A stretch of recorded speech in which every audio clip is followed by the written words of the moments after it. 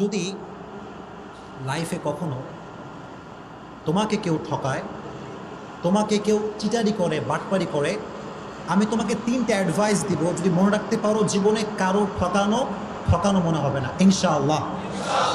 যদি লাইফে একদম আমার চোখে রাখো যুবকরা, যদি তোমার গার্লফ্রেন্ডও ঠকায়, তোমার বন্ধু ঠকায়, যেই ঠকাক না কেন, 3টা অ্যাডভাইস মনে রাখবা। যদি বলো কয়টা অ্যাডভাইস? নাম্বার 1, কেউ যদি তোমারে কখনো ঠকায়, তুমি আগেই বিশ্বাস করবে আমি ঠকি না, আমি জিতে গেছি আলহামদুলিল্লাহ। কারণ মানুষ যে মানুষকে ঠকায়, এর সবচেয়ে বড় মাধ্যম হচ্ছে মিথ্যে কথা, মিথ্যে আশ্বাস, মিথ্যে ছলনাময় ভালোবাসা। ছাকা খাইয়া যুবক দেখা হয়ে যায়, হ্যাঁ দিন যৌবন কিচ্ছু আর ভালো লাগে না। তো এই যে মানুষ তোমাকে ছ্যাঁকা দেয়, কষ্ট দেয়, প্রতারণা করে, এটা মিথ্যের মাধ্যমে মানুষ বেশি করে। হাদিস শোনেন, একবার রাসূল করিম সাল্লাল্লাহু আলাইহি ওয়াসাল্লামকে একজন সাহাবী বলল, ইয়া রাসূলুল্লাহ, আপনার উম্মত কি জেনা করতে পারে? রাসূল বললেন যে হ্যাঁ, মিস্টেকলি করে ফেলতে পারে, এই গুনাহটা হয়ে যেতে পারে। ইয়া রাসূলুল্লাহ, আপনার উম্মত কি সুদ খেতে পারে? রাসূল বললেন হ্যাঁ, মিস্টেকলি খেতে পারে, ভুল করে গুনাহটা করতেও পারে। কিন্তু রাসূল বললেন দেখো, আমার উম্মত একটা গুনাহ কখন করবে, একটা গুনাহ যদি উম্মত করে, সেই উম্মত আমার উম্মত থাকবে না। সেটা কি? যে উম্মত মিথ্যে বলবে, সে উম্মত আমার উম্মত হতে পারে না। ঠিক কিনা বলেন? তো যে আপনার সাথে বাটপারি করছে, সে নবীজির উম্মত থেকে বের হয়ে গিয়েছে। আর আপনি যদি ধৈর্য ধারণ করতে পারেন, আল্লাহর উপর তাওয়াক্কুল করতে পারেন, ইন্নামা ইউওয়াফাস সাবিরুনা আজরাহুম বিগাইরি হিসাব, যে ব্যক্তি সর্ব অবস্থায় ধৈর্য ধারণ করবে, কিয়ামতের কঠিন ময়দানে আল্লাহ তাআলা তাকে বলবেন তুমি দাঁড়াও। সব মজমা বসা, হঠাৎ করে আল্লাহ বলছে তোমরা কয়েকজন দাঁড়াও। তারা ভয় পেয়ে যাবে, আল্লাহ আমাদেরকে সবার মাঝে এক্সেপশনাল কেন দাঁড়া করাচ্ছে? আল্লাহ বলবে তোমরা যদি ধৈর্য ধারণ করেছো, আজকে বিনা হিসেবে জান্নাত চলে যাবে। এত আস্তে সুবহানাল্লাহ পড়ে কেন রে? আর একটু জোরে পড়েন সুবহানাল্লাহ। তাহলে কেউ আপনার ঠকাইলে আপনি ঠকছেন না জিতছেন? Number 1 advice. নাম্বার 2 অ্যাডভাইস হচ্ছে, যখনই ঠকবেন, কষ্ট পাবেন, আগেই পড়বেন আলহামদুলিল্লাহ। এত আস্তে কেন? জোরে পড়েন আলহামদুলিল্লাহ।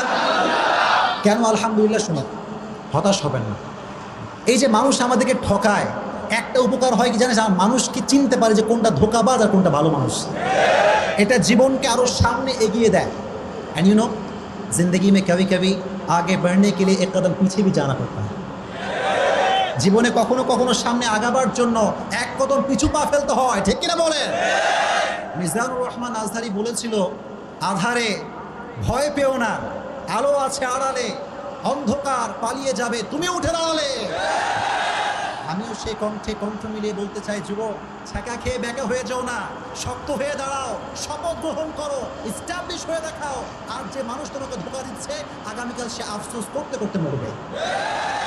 এই জন্য যখন কেউ চিট করবে, পড়বা আলহামদুলিল্লাহ, পারা যাবে ইনশাআল্লাহ। অ্যান্ড লাস্ট অ্যাডভাইস, এটা বলে আমি আলোচনায় ফিরে যাবো ইনশাআল্লাহ।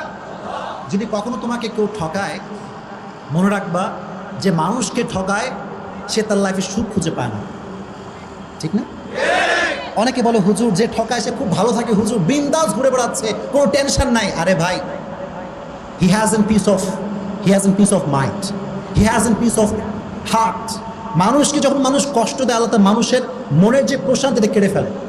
এই জন্য যে আপনাকে কষ্ট দিচ্ছে, সে আসলে জিতে নাই, সে হেরে গেছে। জিতছে না হারছে? এই জন্য সবসময় যত দুঃখ আসুক, যত কষ্ট আসুক, সবসময় পড়বেন আলহামদুলিল্লাহ। কুমিল্লা মানুষের মরা কেন তুমি বুঝলাম না? পড়েন না আলহামদুলিল্লাহ।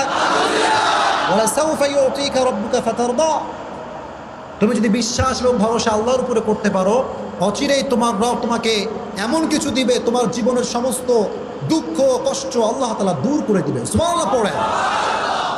এই জন্য যুবক ভাইয়েরা, ছাকা খেয়ে ব্যাকা হয়েছে, এই কথা মনে থাকবে তো ইনশাআল্লাহ। আমি আসছি মোটিভেট করার জন্য, আমার কাজই তো এইটা। কি আমার ওয়াজ আপনারা শোনেন নাই?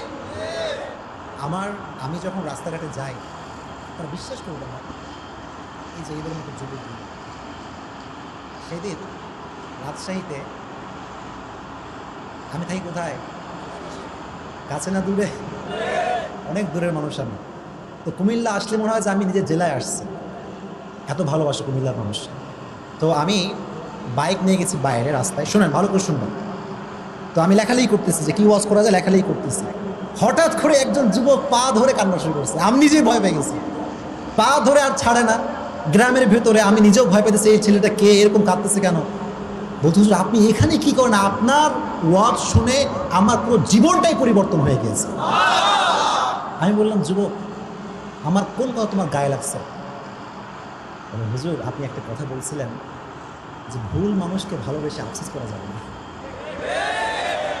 তো বলছে, হুজুর জীবনে এই মিস্টেকটা আমি করছি, তো করার পরে আমার পুরো জীবনটাই শেষ হয়ে গেছিল, মদ গাঁজা বুড়ি খেয়ে অবস্থা খারাপ, যে ভালোবাসা মানুষ পাইলাম না কেন, হ্যাঁ জীবন যেমন সব শেষ। তা আমি যখন বলছি আফসোস করা যাবে না, তখন সে এই লাইফটা থেকে আল্লাহর পথে ফিরে আসছে। এজন্য আজকে যে কথাগুলো বলবো এটা শুনে আল্লাহর পথে ফিরে আসতে হবে। রাজি আছেন ইনশাআল্লাহ?